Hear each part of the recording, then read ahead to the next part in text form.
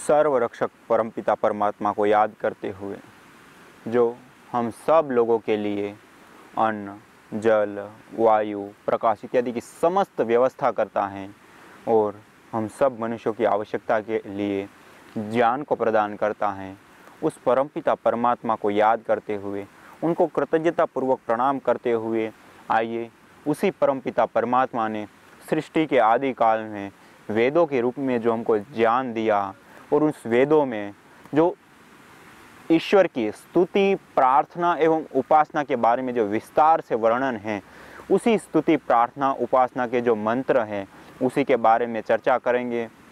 तो हम जब से पूर्व में चर्चा कर रहे थे यज्ञ के बारे में, हवन के बारे में, अग्निहोत्र के बारे में, तो वो जो अग्निहोत्र है उसकी क्यों आवश्यकता है उसके बारे में भी हमने कुछ चर्चा की। जो ये वायु का प्रदूषण इत्यादि हैं, या स्वास्थ्य ठीक ना रहना इत्यादि है, या अन्न फल फूल इत्यादि ठीक से पैदा ना होना इत्यादि, कई सारे इसके कारण हैं जिन कारणों को हम हटा सकते हैं इन यज्ञ के माध्यम से। और इस यज्ञ से पवित्र शुद्ध वायु को हम बना सकते हैं, जल को शुद्ध कर सकते हैं, भूमि को शुद्ध और उर्वरक बना सकते हैं। और इसी प्रकार से हम जिन अन्न को खाते हैं उस अन्न को भी हम पौष्टिक बना सकते हैं इस यज्ञ के माध्यम से। और उस यज्ञ की जो परंपरा है पूर्व काल में बहुत ही विस्तार से चल रही थी।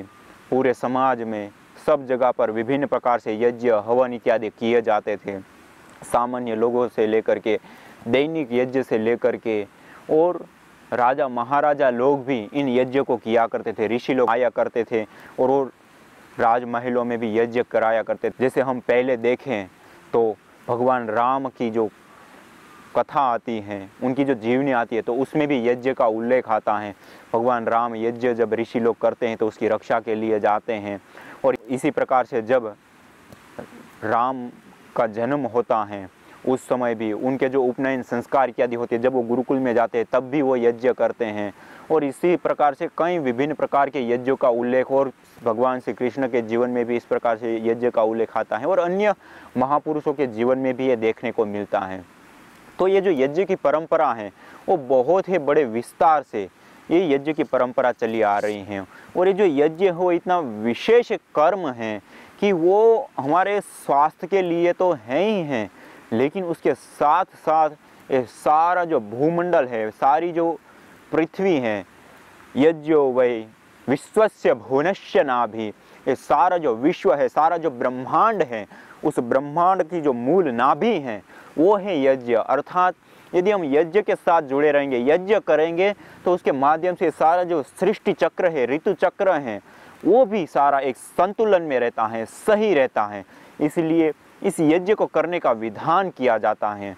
इसीलिए इस यज्ञ को ऋषि मुनियों ने हमारी परंपराओं में किसी न किसी रूप में जोड़ दिया है। और आजकल जो बलि प्रथा इत्यादि चल पड़ा है, वो कुछ विकृतियाँ उसी परंपराओं में आने के कारण ये चल पड़ी हैं, लेकिन वो वास्तव में नहीं होना चाहिए। जो बलि चढ़ाते हैं इत्यादि करते हैं, वो वास्तव में वेदों में कहीं ऐसा उल्लेख नहीं है, इसलिए उससे हमको बचना चाहिए। लेकिन वहाँ पे जरूर निर्देश है कि यज्ञ हमको नित्य प्रति डेली करना चाहिए, दैनिक यज्ञ करना चाहिए। और कोई विशेष हम काम करते हैं तो उस समय भी इन यज्ञों को करना चाहिए। और ये जो यज्ञ हैं वो जैसे आपको पहले बताया कि वो केवल स्वास्थ्य के साथ जुड़ी हुई बात नहीं है, वो केवल हमारी भावनात्मक या केवल कर्मकांड की वस्तु नहीं है, वो एक संपूर्ण वैज्ञानिक कर्म है। और इसके इतने लाभ हैं कि उसको हम गिन ही नहीं सकते। तो ये जो यज्ञ कर्म है वो एक ऐसा कर्म, जैसे हम कहते हैं कि एक अनार 100 बीमार, लेकिन ये जो यज्ञ हैं वो भी इसी प्रकार का एक ऐसा अद्भुत कर्म है। एक ही कर्म, यज्ञ कर्म, अनेकों लाभ दे सकता है, सैकड़ों लाभ देता है। तो ये जो यज्ञ है उसके माध्यम से हमारा स्वास्थ्य भी ठीक रहता है। यज्ञ करते हैं तो उसके माध्यम से हमको जो अन्न फल फूल मिलते हैं वो भी पूरे शुद्ध और पौष्टिक रहते हैं। यज्ञ करते हैं तो उसके माध्यम से जो भूमि है वो भी उर्वरक बनती है। हम यज्ञ करते हैं तो उसके माध्यम से जो वातावरण है, वायु है, वो भी सही रहता है। हम यज्ञ करते हैं तो वर्षा जो होती है वो भी अच्छी प्रकार से होती है। हम यज्ञ करते हैं तो उसके माध्यम से जो ये आपदाएं आती हैं, प्राकृतिक जो आपदाएं आती हैं, दैवीय जो आपदाएं होती हैं, भूकंप आना है, या बाढ़ आना है या अति वायु का चलना इत्यादि, वो भी संतुलन में आ जाती हैं। और इसी प्रकार से इस यज्ञ को करने से और भी ऐसे कई सारे लाभ हैं जो हम वहाँ तक पहुँच भी ना पाए। और यहाँ तक कि जो ये भौतिक लाभ तो हैं ही हैं, लेकिन अदृष्ट लाभ जिसको कहते हैं, जिसको हम स्वर्ग कहते हैं या संस्कारों की शुद्धि कहते हैं इत्यादि, जो अदृष्ट लाभ होते हैं वो भी इतने सैकड़ों लाभ हमको मिलते हैं कि उसकी तो बात ही ना पूछिए। तो इसलिए ये जो यज्ञ कर्म है वो सबसे श्रेष्ठ कर्म है और इस यज्ञ कर्म को करना हम सबका अनिवार्य कर्तव्य है। और यह जो परंपराएं हैं वो कुछ टूटने लगी, कुछ बिखरने लगी, कुछ हिंसात्मक रूप धारण करने लगी, उस कारण से कई सारी बिखर गई। और वर्तमान में कुछ समय पहले महर्षि दयानंद सरस्वती जी आए और उन्होंने वेदों का उद्घोष किया और क्रीडमंतो विश्वम आर्यम, पूरे विश्व को आर्य बनाने का उद्घोष किया, आर्य समाज की स्थापना की। और उन्होंने इस यज्ञ को, इस हवन को, अग्निहोत्र को दैनिक रूप से करने के लिए एक विस्तार रूप से प्रसार प्रचार किया।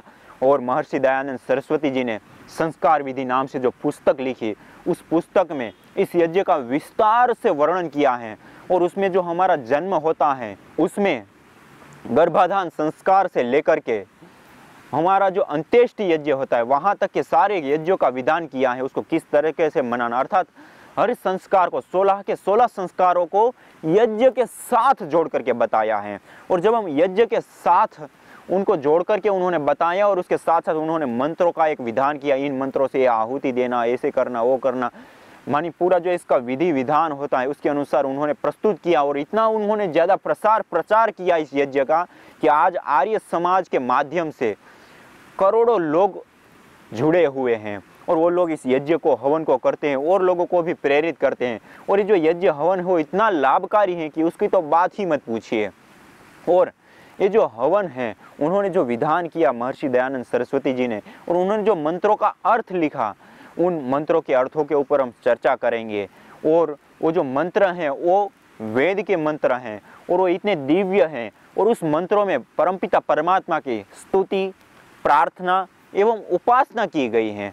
तो हम उस परमपिता परमात्मा की स्तुति, प्रार्थना और उपासना करते हुए इस सारे समष्टि में दिव्यता कैसे छाए, हमारे जीवन में दिव्यता कैसे आए, हमारा भी उद्धार कैसे हो और इस समष्टि भी सुंदर कैसे रहे, उसका पूरा उपाय कोई है तो वो है यज्ञ।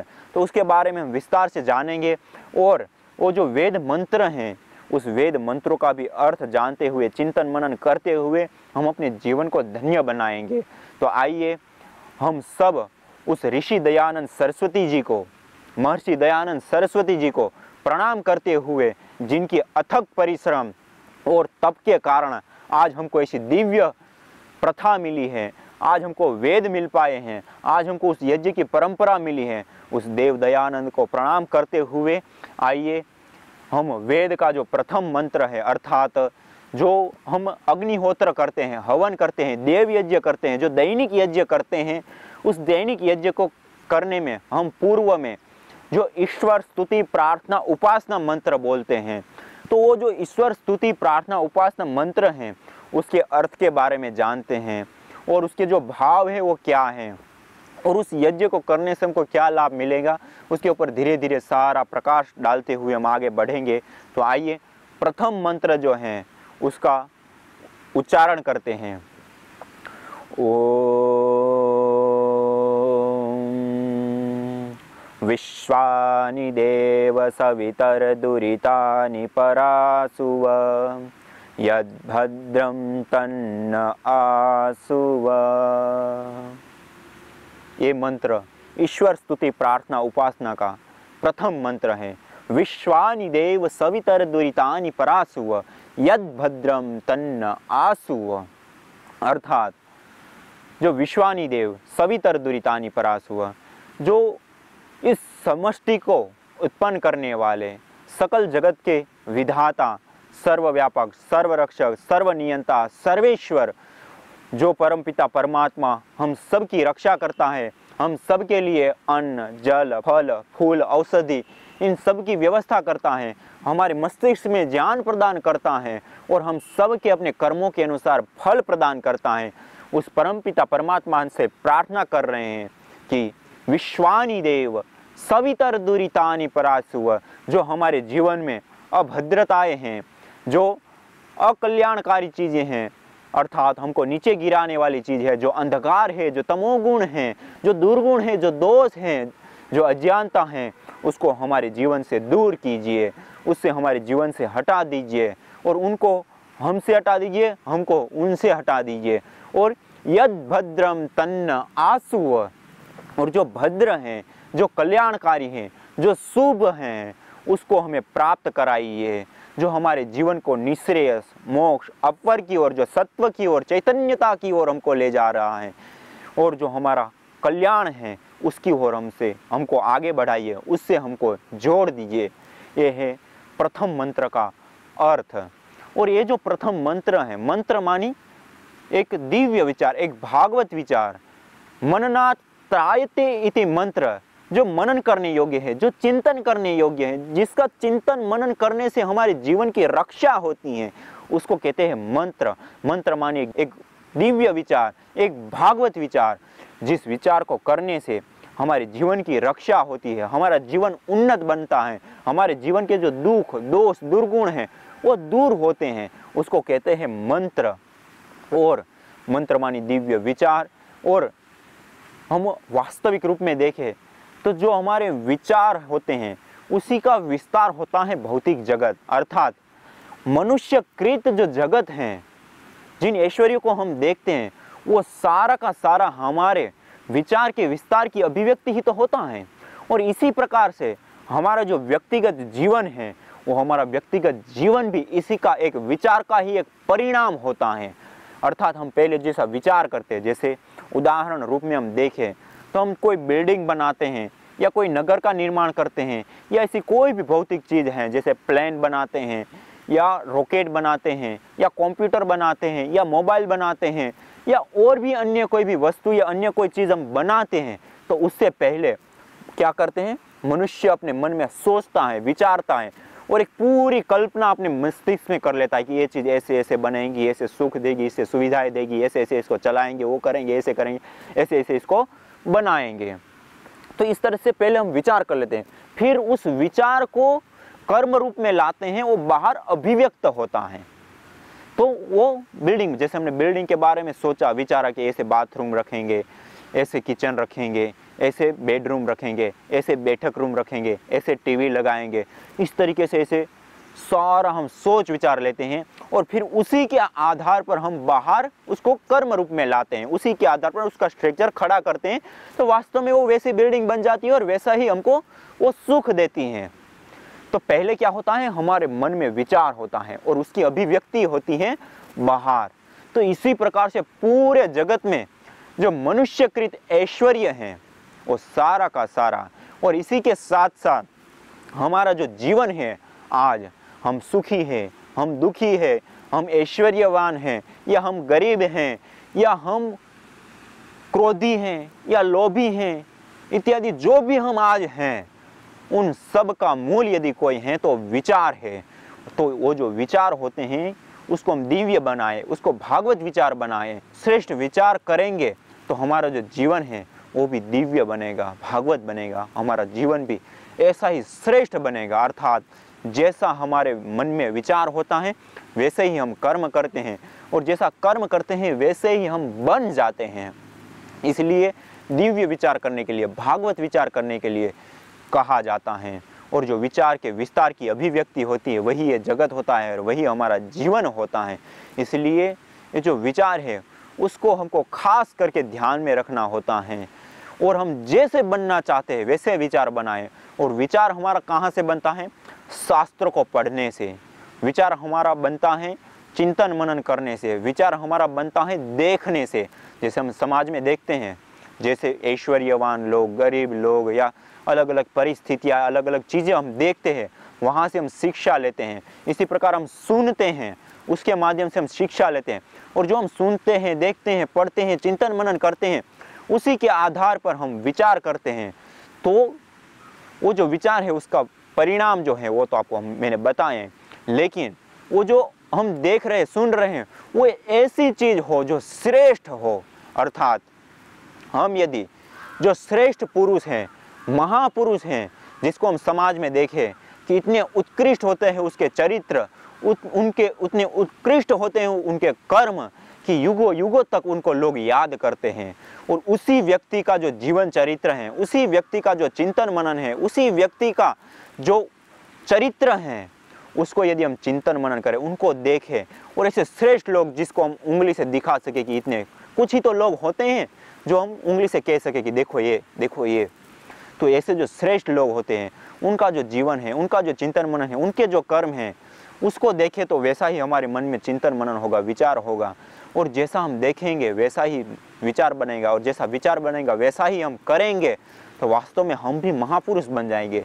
जैसे ऋषियों ने कर्म किया वैसा ही कर्म हम करेंगे, जैसे ऋषियों ने चिंतन मनन किया वैसा ही चिंतन मनन हम करेंगे, तो हम भी उन्हीं के जैसे, अर्थात हम भी ऋषि बन जाएंगे। इसलिए ये जो मंत्र हैं वो एक ऐसा विशेष होता है कि हमारे पूरे जीवन को पलट देता है। इसलिए तो कहते हैं ना कि जो संत होते हैं, जो फकीर होते हैं, वो मुर्दों में भी जान फूंक देते हैं।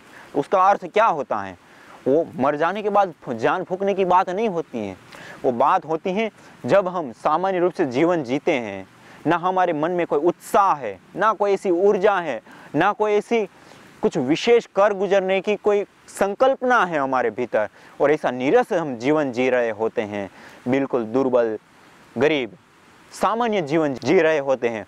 उस समय वो जो ऋषि होते हैं, वो संत होते हैं, वो फकीर होते हैं, वो अपनी वाणी के माध्यम से, अपने चरित्र के माध्यम से, अपने जीवन के माध्यम से, अपने कर्मों के माध्यम से हमको एक ऐसी अद्भुत शिक्षा दे जाते हैं, ऐसा अद्भुत ज्ञान दे जाते हैं कि वो हमारे मस्तिष्क में लग जाता है, और उसके ऊपर हम चिंतन मनन करने के लिए बाधित हो जाते हैं। और जब हम उसके ऊपर चिंतन मनन करते हैं, विचार करते हैं, तो हम जो हैं उस वैसा बनने के लिए चेष्टा करने लग जाते हैं। और जब हम वैसी चेष्टा करते हैं तो वास्तव में हम परिणाम को हम वैसे ही पाते हैं, अर्थात हम जो सामान्य जीवन जीते थे वहाँ से पूरा परिवर्तन हो जाता है, पूरा हमारा जीवन पलट जाता है, हमारा जीवन पूरा परिवर्तित हो जाता है, और हम एक दिव्य जीवन को, एक भागवत जीवन को प्राप्त करते हैं। ये है मंत्र का अर्थ। तो इसलिए ये जो महापुरुष है, संत हैं, ऋषि हैं, उनका सानिध्य प्राप्त करना चाहिए, उनके साथ जुड़ना चाहिए, उनके साथ जुड़ करके सत्संग मनन करना चाहिए, स्वाध्याय करना चाहिए, या फिर इस तरीके से नहीं जुड़ पा रहे तो कोई शास्त्र हैं उसके माध्यम से जुड़ना चाहिए, कोई ऐसी पुस्तकें हैं, ऐसे कोई लेख हैं उसके माध्यम से जुड़ना चाहिए। अर्थात मूल ये हैं कि हम जो आहार ले रहे हैं, जो हम बाहर से चीज़ें ले रहे हैं, चाहे हम सुन रहे हैं, चाहे हम देख रहे हैं, तो वो हमारा ऐसा सुनना हो, वो हमारा ऐसा देखना हो कि वो श्रेष्ठ हो, दिव्य हो, भागवत हो, अर्थात उत्कृष्ट चीज़ों को देखें, उत्कृष्ट चीज़ों को सुने, तो हम वैसा ही चिंतन मनन करेंगे, और जैसा चिंतन मनन करेंगे वैसे ही वास्तव में हम बन जाएंगे।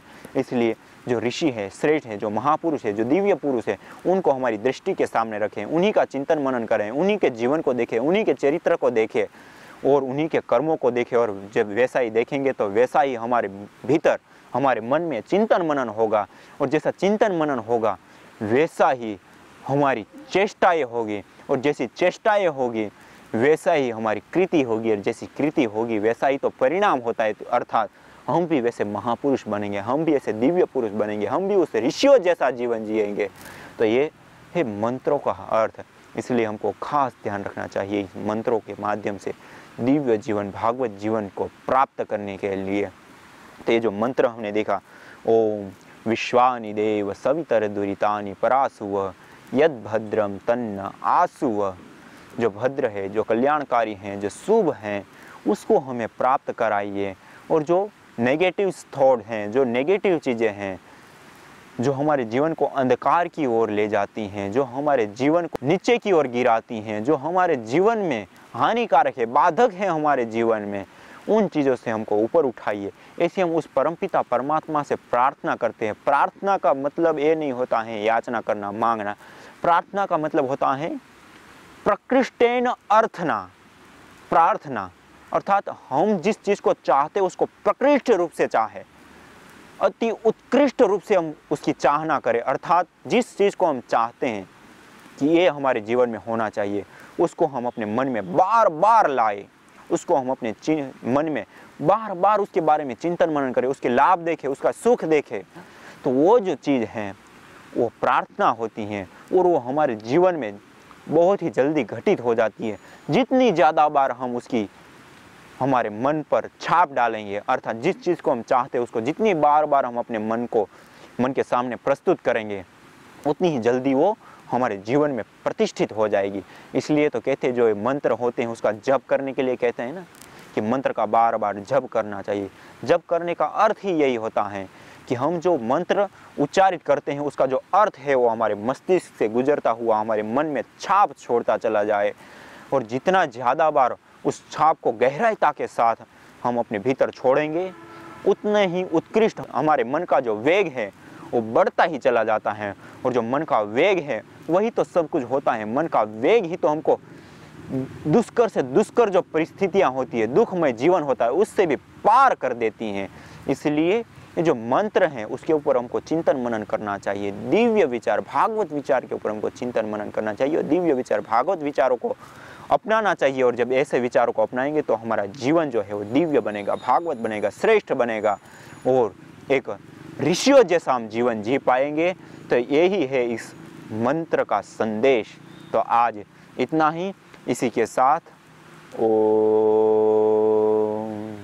शांति शांति शांति।